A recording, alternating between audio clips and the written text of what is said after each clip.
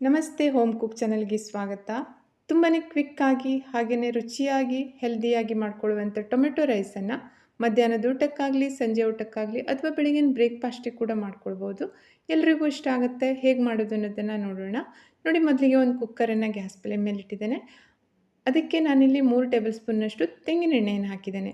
ಅದರ ಜೊತೆಗೆ 2 ಇಂಚಷ್ಟು ಚಕ್ಕೆ, ಒಂದು 2-3 ಲವಂಗ, ಹಾಗೆಯೇ ಒಂದು 2-3 ಏಲಕ್ಕಿ, ಒಂದು 2 ಪಲಾವ್ದ ಎಲೆಯನ್ನು ಹಾಕಿಬಿಟ್ಟು ಆನಂತರ ಅದಕ್ಕೆ ಅರ್ಧ ಟೇಬಲ್ ಸ್ಪೂನ್ನಷ್ಟು ಶುಂಠಿ ಬೆಳ್ಳುಳ್ಳಿ ಪೇಸ್ಟನ್ನು ಹಾಕಿ ಮೊದಲಿಗೆ ಸ್ವಲ್ಪ ಹಸಿ ವಾಸನೆ ಹೋಗೋ ತನಕ ಫ್ರೈ ಮಾಡ್ಕೊಳ್ಬೇಕು.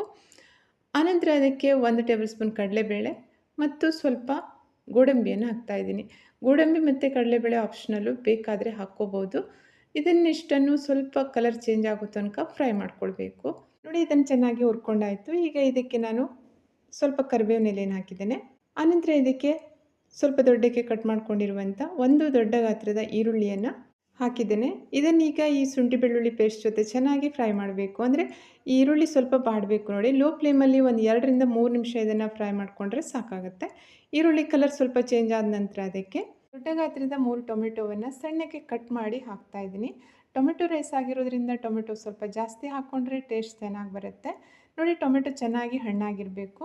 ಹಾಗಿದ್ದಾಗ ಟೊಮೆಟೊ ರೈಸ್ ಕಲರ್ ತುಂಬಾ ಚೆನ್ನಾಗಿ ಬರುತ್ತೆ. ನೋಡಿ, ಇದನ್ನೀಗ ಈರುಳ್ಳಿ ಜೊತೆ ಸರಿಯಾಗಿ ಮಿಕ್ಸ್ ಮಾಡಬೇಕು. ಗ್ಯಾಸ್ ಫ್ಲೇಮನ್ನು ಮೀಡಿಯಮಲ್ಲಿ ಇಟ್ಕೊಂಡು ಇದನ್ನು ಮಿಕ್ಸ್ ಮಾಡಿದ್ರೆ ಚೆನ್ನಾಗಾಗುತ್ತೆ. ಆನಂತರ ಫ್ಲೇಮನ್ನು ಲೋ ಅಲ್ಲಿ ಇಟ್ಬಿಟ್ಟು ಒಂದು 2 ನಿಮಿಷ ಇದನ್ನು ಮುಚ್ಚಿ ಹಾಗೆ ಬಿಡಬೇಕು. ಆವಾಗ ಟೊಮೆಟೊ ಚೆನ್ನಾಗಿ ಕರಗುತ್ತೆ.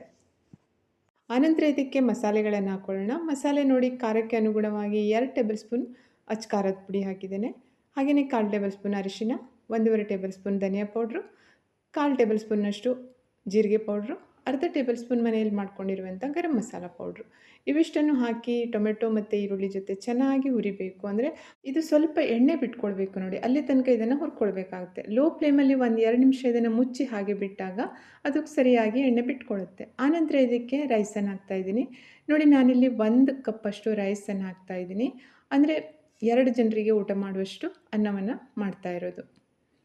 ಅದಕ್ಕಿಲ್ಲಿ ಚೆನ್ನಾಗಿ ತೊಳೆದ್ಬಿಟ್ಟು ಸೋನಾ ಮಸೂರಿ ರೈಸನ್ನೇ ಹಾಕಿದ್ದೇನೆ. ಇದೇನು ಬಾಸ್ಮತಿ ರೈಸ್ ಅಲ್ಲ, ನಾರ್ಮಲ್ ಆಗಿ ಊಟ ಮಾಡುವಂಥ ಸೋನಾ ಮಸೂರಿ ರೈಸು. ಈ ಮಸಾಲೆ ಜೊತೆ ಸರಿಯಾಗಿ ಮಿಕ್ಸ್ ಮಾಡಬೇಕು.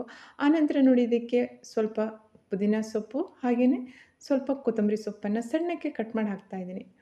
ಪುದೀನ ಸೊಪ್ಪನ್ನು ಸ್ವಲ್ಪ ಕಮ್ಮಿ ಹಾಕಿದ್ದೇನೆ, ಕೊತ್ತಂಬರಿ ಸೊಪ್ಪನ್ನು ಜಾಸ್ತಿ ಹಾಕಿದ್ದೇನೆ. ಆನಂತರ ಇದಕ್ಕೆ ಅರ್ಧ ನಿಂಬೆಹಣ್ಣಿನ ರಸವನ್ನು ಹಿಂಡಿ ಹಾಕಬೇಕು. ರುಚಿಗೆ ತಕ್ಕಷ್ಟು ಉಪ್ಪನ್ನು ಹಾಕಬೇಕು.